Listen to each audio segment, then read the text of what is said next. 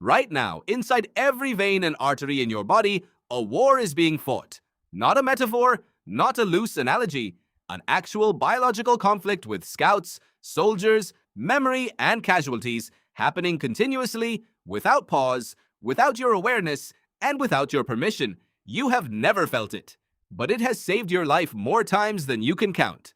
Your immune system is not a passive shield. It is an active, adaptive, intelligent military operation, and the scale of it is almost impossible to comprehend.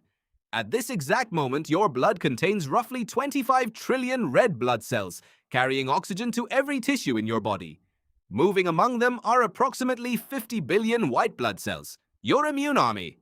Each one is a specialized soldier with a specific role, a specific target, and in some cases, a specific memory of every pathogen it has ever encountered.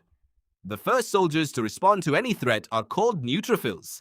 They make up roughly 60% of all your white blood cells. When bacteria breach your skin through a cut, a scrape, any break in the barrier, neutrophils arrive within minutes. They do not negotiate.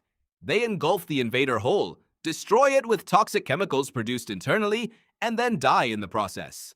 The pus you see in an infected wound is not poison. It is the bodies of neutrophils that died fighting for you. But neutrophils are the blunt instrument. The truly extraordinary soldiers are the lymphocytes, specifically the B cells and T cells that form the adaptive immune system. These are the cells that learn. When a pathogen enters your body for the first time, a specialized cell called a dendritic cell captures it, breaks it apart, and presents fragments of it to T cells like a wanted poster. The T cells read the poster. They multiply. They hunt. Some become killer T cells that destroy infected cells directly. Others become helper T cells that coordinate the broader response.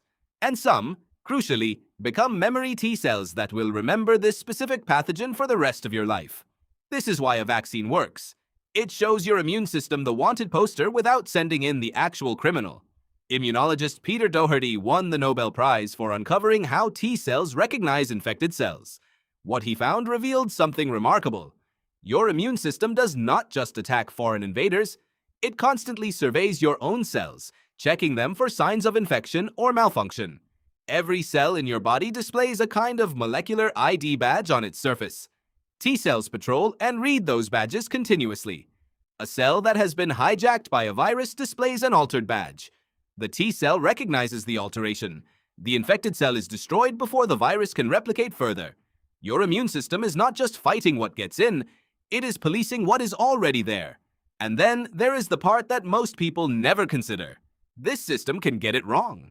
When the immune system misidentifies a healthy cell as a threat, it attacks it. This is autoimmunity, rheumatoid arthritis, multiple sclerosis, type 1 diabetes, lupus. In each of these conditions, the immune system, the same system that has protected you every day of your life, turns its precision and its memory against the body it was built to defend. Researcher Noel Rose at Johns Hopkins spent decades mapping how this happens. What he found is that the line between protection and destruction is extraordinarily thin.